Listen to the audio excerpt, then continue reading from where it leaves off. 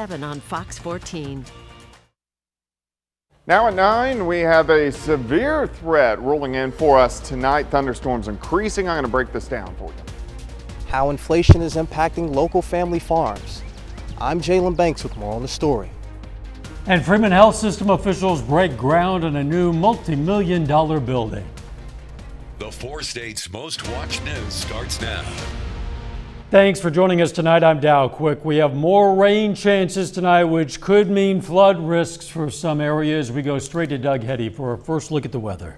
Yeah, I think by far heavy rain is probably our biggest threat. We do have a hail threat and also a wind threat as we go through the overnight hours, mainly along and north of I-44 from this point on until about 3 o'clock in the morning. Very low tornado threat, hail, wind, and rain definitely are the bigger threats. All the thunderstorms so far have been hanging out in our western, northwestern counties. A lot of severe thunderstorms on the fringe of our viewing area, and eventually these are going to all get in here later on tonight. They're going to kind of lift into our northwestern counties and then take a dive off toward the south end to the east later on tonight. So it's going to be a loud night, kind of a late night with these showers and thunderstorms as they continue to push in. You can see here's about midnight, and then 1 or 2 or 3 o'clock they'll start to dive off toward the south and to the east. Of course, we're going to break down this entire storm system here in just a bit. Catch you then. Rising fuel prices have forced some local farmers to increase prices and adjust their fuel consumption. KOAM's Jalen Banks has more. Inflation continues to rise across the country, most notably with fuel prices. This has impacted local family farms, forcing them to make changes that they did not want. The Mahler family farm and the Stormy farm have both had to increase their prices due to inflation. And as of right now, it looks like that's a trend that's going to continue. And we've had to raise our prices because of it. So we used to give, there used to be $3 a pound for blueberries and strawberries, now it's $3.50 a pound. Not only have they had to adjust their prices, but take into account when to travel and when not to. As far as, getting back and forth and you see days like this and you're like, well, is it even worth it to go to the market because we're under severe thunderstorms? Am I going to make my gas money and profit? According to AAA, the national average price of diesel fuel is at $5.52, which is up 42% from a year ago. Doing things on the farm with tractors and machines costs money, and if we're not making enough money to put fuel in the machines, then it gets much harder to do the work that we have to do. In Southwest Missouri, Jalen Banks, KOAM News. Again, AAA says the national average price for diesel fuel right now is $5.52 per gallon, but in our states it ranges from a low of $5.05 per gallon in Oklahoma to $5.17 in Arkansas. AAA says the national average for a gallon of regular gasoline is $4.62. In this area, it ranges from $4.03 in Joplin to $4.14 in Crawford County, Kansas. Officers with the Grand River Dam Authority are investigating a drowning at Flint Creek near Siloam Springs, Arkansas. Authorities say a boy jumped into the water from the top of Flint Creek Dam Saturday afternoon, and his 42-year-old father, Jose James Flores, went in to rescue him. Police say both the father and son were underwater for 5 to 7 minutes before being rescued by citizens who gave them CPR. Authorities say the boy, whose name and age were not given, was revived at the scene, but the father died at a local hospital. A Marionville, Missouri man is dead from a motorcycle accident last night. Police say 47-year-old James Weber was riding a motorcycle on Highway 60 near Central Avenue in Marionville when the bike left the road and hit an embankment. Weber, who was not wearing a helmet, was thrown from the bike. He later died at the hospital. Freeman Health System has begun work on phase 1 of its expansion plan. Officials today broke ground on a new medical office building in Joplin. The building will be 3 stories and cover more than 30,000 square feet. It allows offices for physicians specializing in pain management, dermatology, urology, and general surgery. Officials say this is just the first step in the company's expansion plans. We have had a need to construct a new building for some time now, so we've just been waiting for the right time for the groundbreaking, but our doctors are very, very busy, and as we've been able to recruit new doctors, we find we're running out of space. The new building at 3401 McIntosh Circle is expected to cost more than $10 million. Pittsburgh Area Chamber is collaborating with the Chamber of Commerce executives of Kansas and Blue Cross Blue Shield of Kansas. They're creating the Chamber Blue of Kansas. It's a new health plan that will allow the 38 local chambers and their businesses and the members to pool their employees. At a time when unemployment is at a historically low figure here in Pittsburgh, it's more important than ever that we help our businesses to attract new employees, especially as people move to Pittsburgh from other parts of the country, other parts of the region. The move will allow these employees to access health insurance savings that are found usually with just large group medical coverage. Beginning June 13th, Newton and Mcdonald County, Missouri drivers can expect some lane closures and traffic delays. The Missouri Department of Transportation says they'll begin new road resurfacing projects next week. The routes impacted will be Newton County Route HH from Missouri Route 86 and Neosho to U.S. Route 60. Newton County Route D from Mink Drive in Neosho to Missouri Route 76, and McDonald County Route H from Missouri Route 90 in Knoll to Business Route 71 in Pineville. The Route H bridge in Knoll will also be closed for 15 days for bridge work. Mercy Hospital in Joplin is celebrating its 125th anniversary by giving back to the community. The hospital today hosted an event to connect employees with area organizations for volunteer opportunities. Officials say employees are working on a goal of committing 125 acts of kindness in the community in honor of the anniversary. Well, we know our coworkers want to give back. We know that they have a little bit of time to volunteer, and I think it's a great opportunity to let them know who we have in town that has these opportunities. A lot of people want to volunteer, but they don't know where to go, so this gives them that opportunity. Mercy Hospital Joplin, originally St. John's Medical Center, was founded in 1896 by the Sisters of Mercy. KOAM News at 9 on Fox 14 takes this time to honor another four-state hero. World War II veteran Chester Gavin served in the U.S. Navy from 1941 to 1945. The Joplin native was stationed in the South Pacific aboard the USS Washington battleship, and we're proud to salute Seaman First Class Chester Gavin, a four-state hero. Doug is next with a complete look at the forecast, and later a former local standout gets his first major league win of the season for the Milwaukee Brewers. We're going to have details in sports. Wednesday on Fox.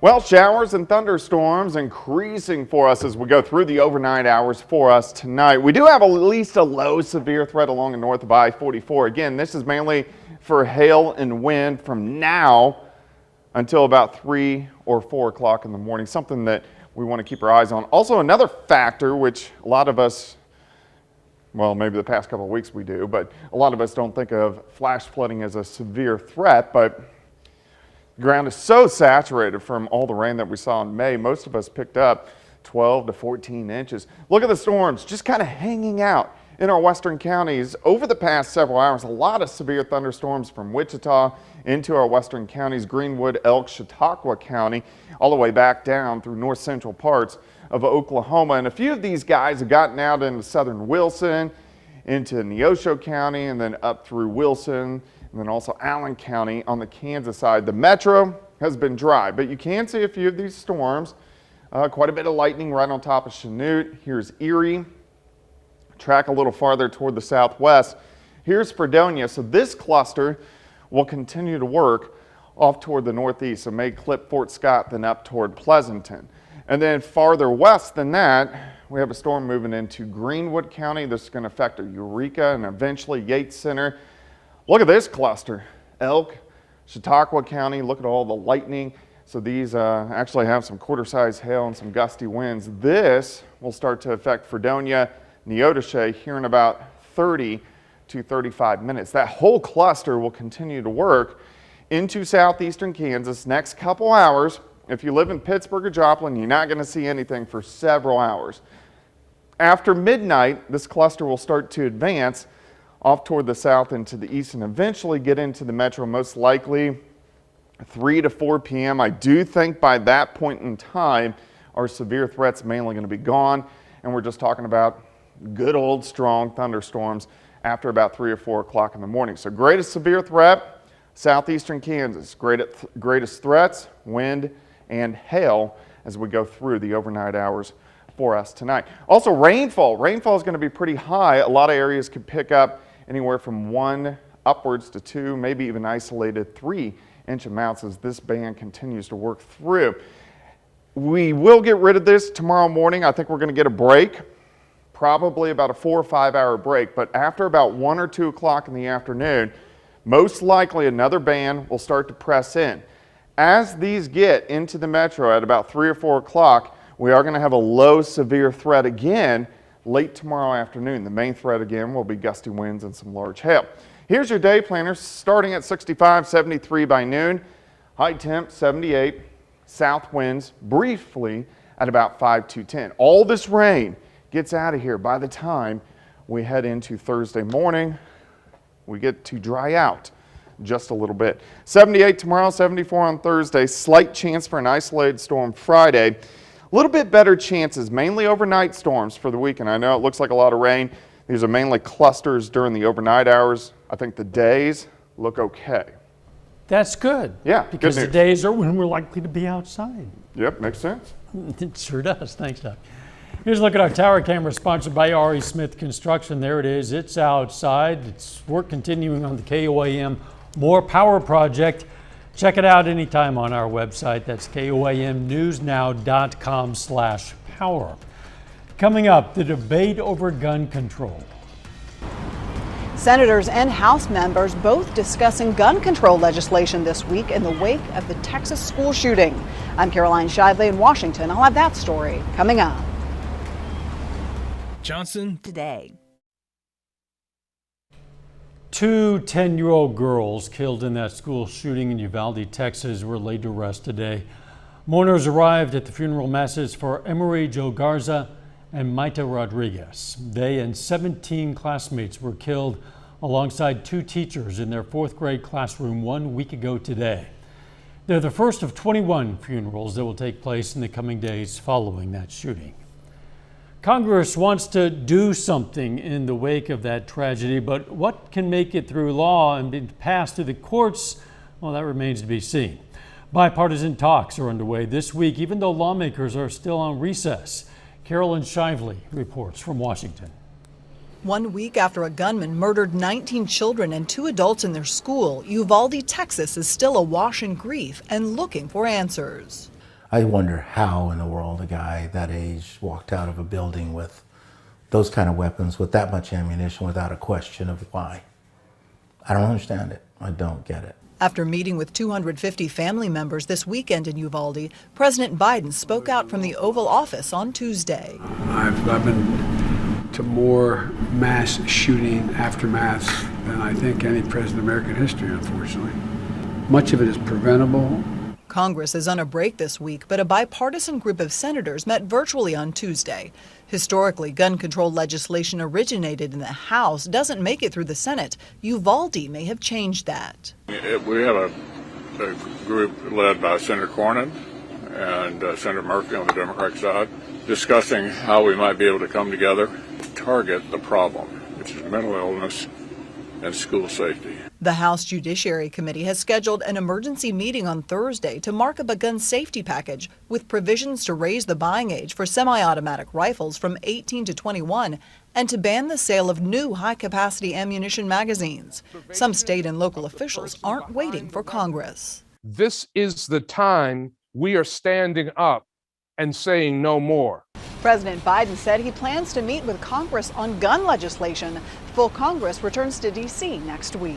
In Washington, Caroline Shively, Fox News. Still ahead, a federal meeting about inflation. President Biden meets with the chairman of the Federal Reserve amid rising inflation. I'm Mike Emanuel in Washington. I'll have a closer look coming up. Nominate Network. European Union leaders have agreed to ban 90% of Russian oil imports by the end of the year. It's the strongest stance to date for the bloc against Russia's war in Ukraine. One European official says it immediately covers 2/3 of oil imports from Russia. The embargo covers all oil brought in by the sea, but it does allow for a temporary exemption for pipeline deliveries. An important meeting for President Biden today, holding talks with Federal Reserve Chairman Jerome Powell at the White House. This as the U.S. is seeing record high inflation at the gas pump and the grocery store. Reporter Mike Emanuel has more details. With fears of a recession looming and higher costs taking a bite out of Americans' wallets, President Biden held a rare sit-down meeting with Federal Reserve Chairman Jerome Powell to discuss the state of the economy. My plan is to address inflation. It starts with a simple proposition: respect the Fed, respect the Fed's independence. The month of April saw inflation rise to 8.3% compared to a year ago. One group hardest hit, America's truckers, who are seeing record high fuel costs. You pay out a lot more because you're doing the same amount of work and mileage, but you're paying a lot more at the pump. Polls show voters have soured on President Biden's handling of the economy. The president's approval rating dropping to its lowest point this month. According to Gallup, 77% of Americans say the economy is getting worse. It is a challenge that the president understands is hitting American families and creating anxiety and also economic hardship. As he said, he gets this. The Biden administration has blamed Vladimir Putin's invasion of Ukraine for steep price hikes across the economy. But Republicans on Capitol Hill disagree. We have excessive spending. We've had policies that pay people not to work. We've had a war on American energy that's led to more inflation. In an op-ed published Monday, President Biden touted the strong job market. We'll get a chance to see if the trend continues with the release of this month's jobs report. In Washington, Mike Emanuel, Fox News. Up next, how scientists in Japan think this robotic goat could help with that country's labor shortage.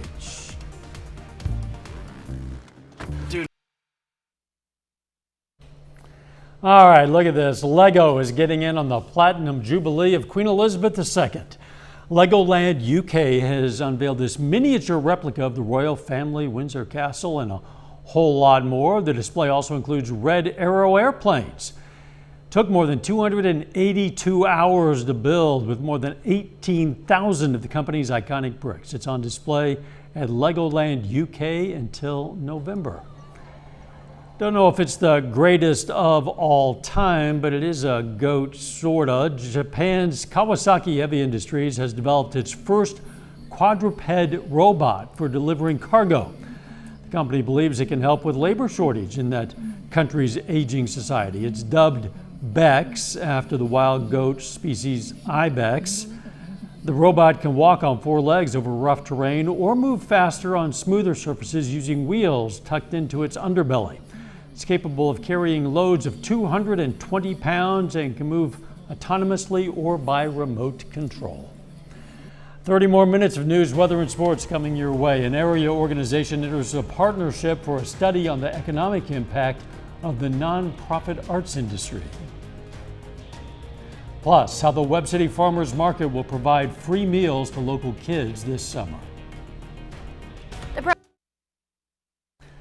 Local organizations taking part in a study about the economic impact of the nonprofit arts and culture industry.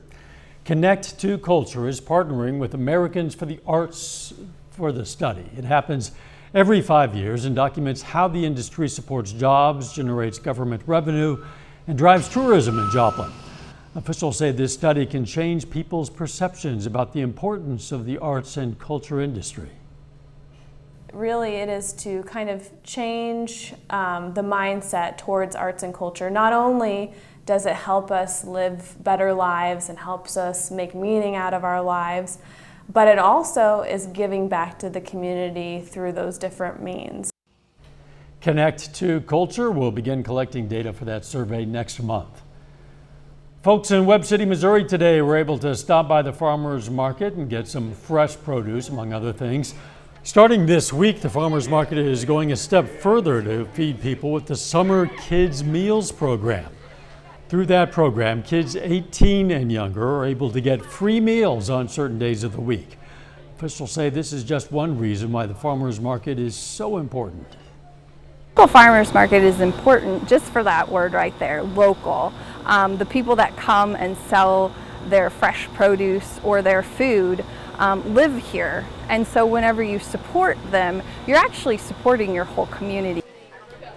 For the Kids Meals program, dinner will be available from 4:30 to 6:30 p.m. on Tuesdays and Thursdays beginning this coming Thursday.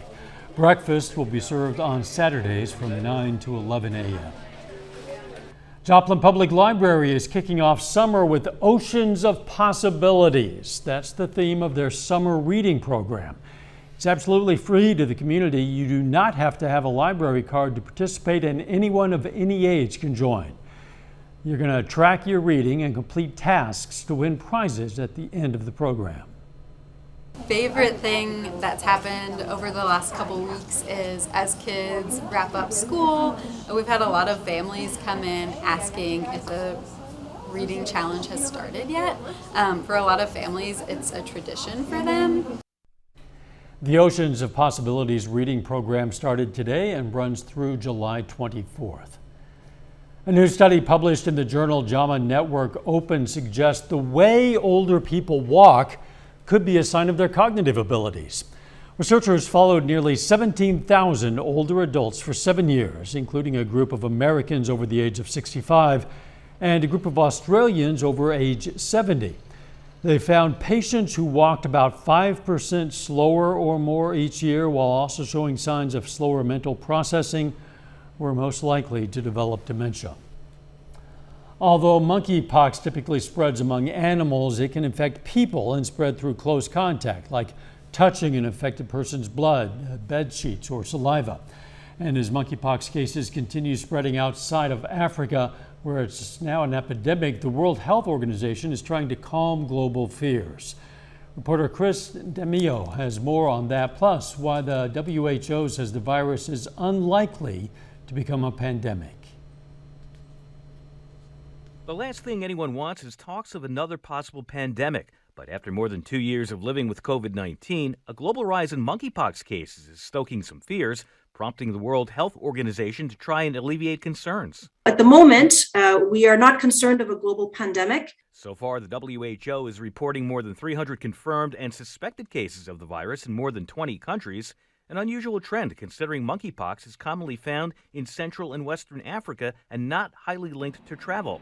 Because monkeypox is similar to the virus that causes smallpox, global health professionals say a vaccine exists, but We are concerned that because the global population is not immune to orthopox viruses since the end of smallpox eradication, that the virus may attempt to exploit a niche and spread more easily between people. Monkeypox is known to cause flu-like symptoms and a rash on the skin, and while at least a dozen cases have been identified in the U.S., the risks of you contracting it are slim.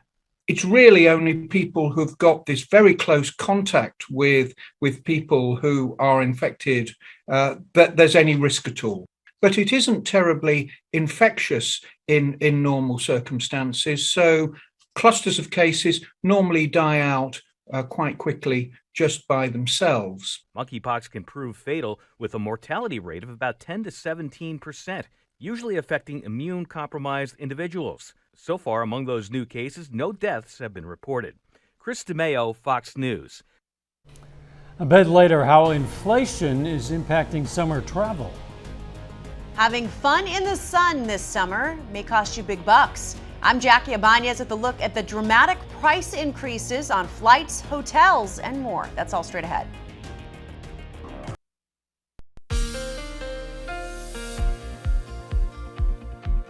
Well, we've been tracking the showers and thunderstorms mainly in our western counties as we have worked through the evening hours, but we do have a severe threat. This is mainly hail and wind, a lower overall threat, but we also have a pretty good flash flood threat as we continue to get these bands of showers and thunderstorms in. That's why we have flash flood watch along and north of I-44 as we go through the overnight hours for us tonight. There is a severe thunderstorm watch and it does clip our western counties.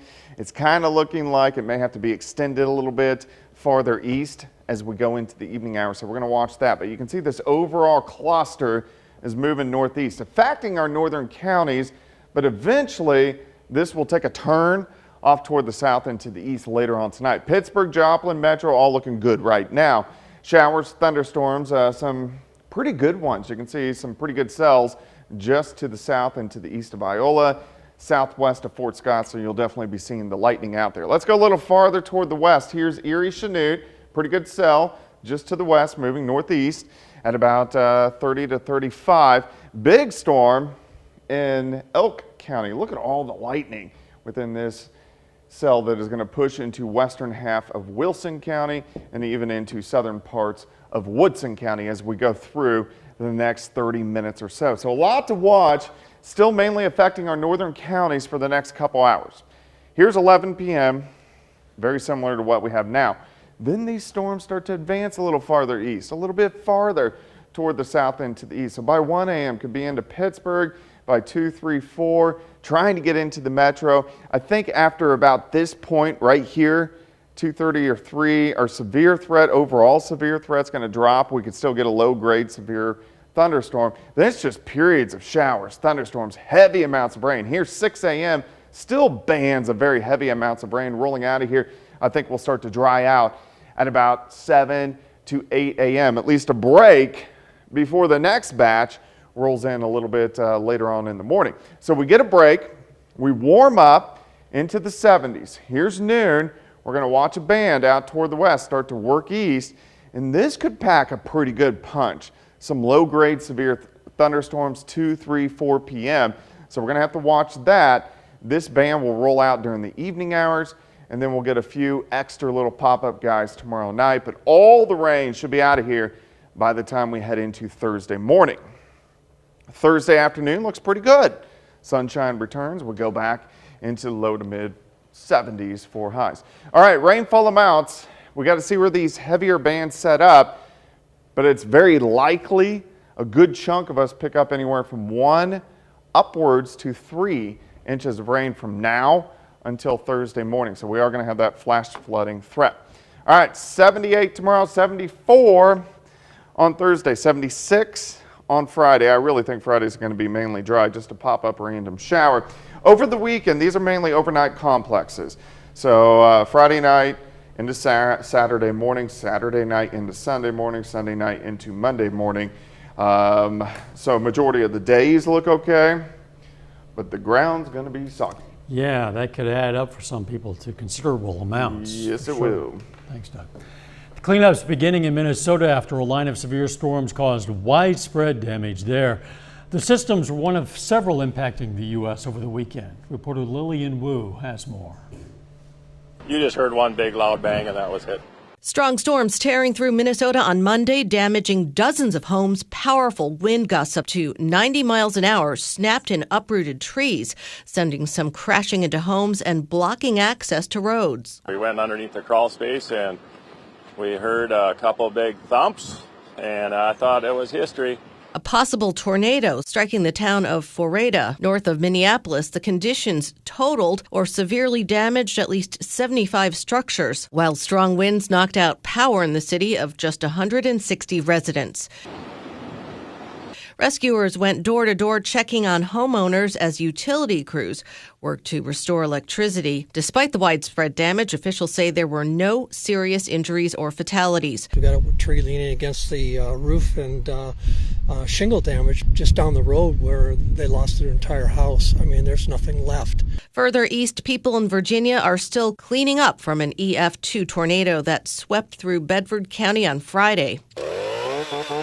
The National Weather Service says the twister was 6 miles long, packing wind gusts as high as 135 miles an hour. Officials say it'll be a long road ahead for residents. Let this, event be a good learning tool for us, and remember that tornadoes can occur in the mountains, they can occur in Southwest Virginia. A line of strong thunderstorms is expected to impact the central and eastern U.S. this week. Lillian Wu, Fox News. Coming up in sports, a pair of Joplin High School seniors bring home individual track and field state championships. Plus, the Kansas City Royals aim to even their series against Cleveland. Jacob Lindert has that and more next.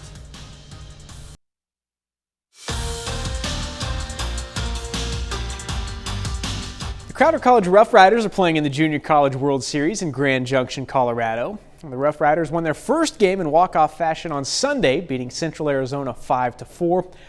The Crowder right back on the field tonight, trying to stay on the championship side of the bracket against Wabash Valley. Right now, the Rough Riders trail at 8-4 in the top of the fourth.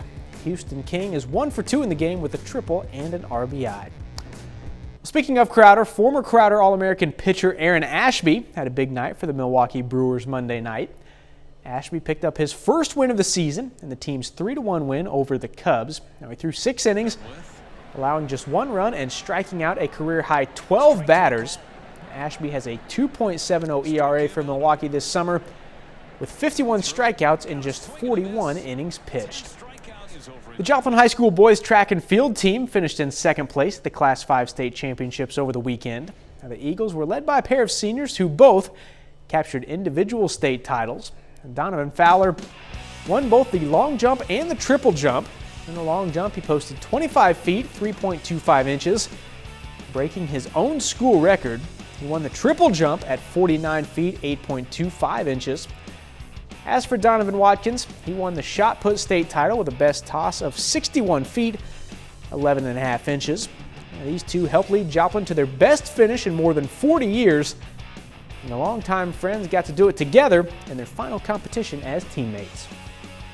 It feels great. I've known Donovan since like my elementary school days. We've been doing football together for a really long time now.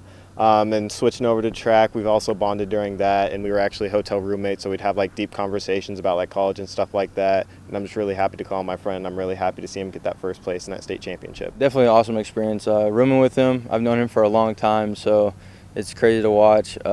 He's an amazing athlete, going to do great things in the future, so it was awesome to watch.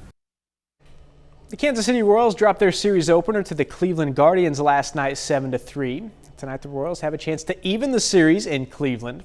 Kansas City trying to avoid their 10th loss in the last 12 games. Ernie Clement, base hit there in the first. Jose Ramirez comes home for Cleveland.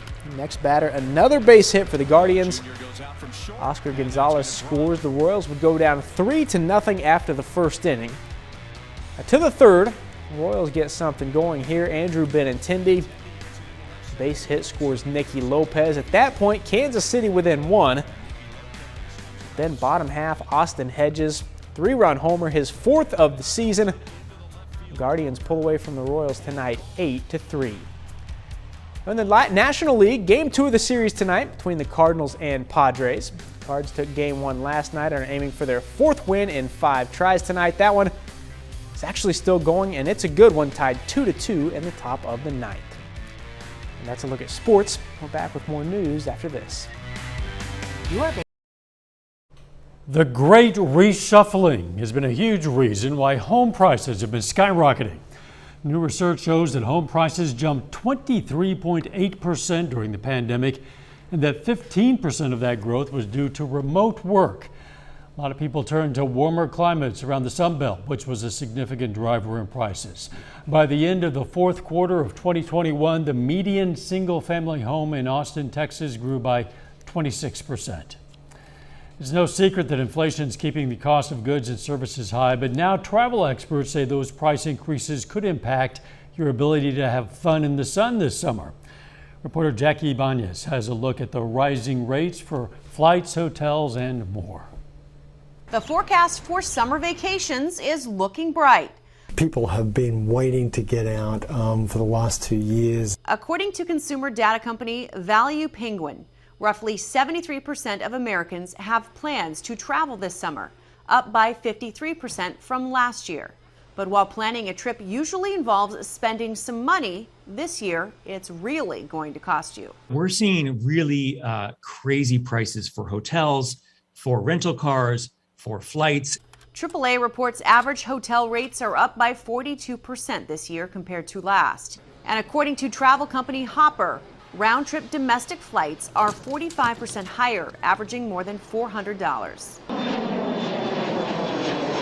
And the prices could continue to go sky high. Data from the U.S. Energy Information Administration shows the cost of jet fuel is double the price it was last year, averaging more than $3.50 per gallon. If we didn't book the airfare a year in advance, we probably wouldn't be going on them. Meanwhile, hitting the roads will still add some wear and tear to your wallet.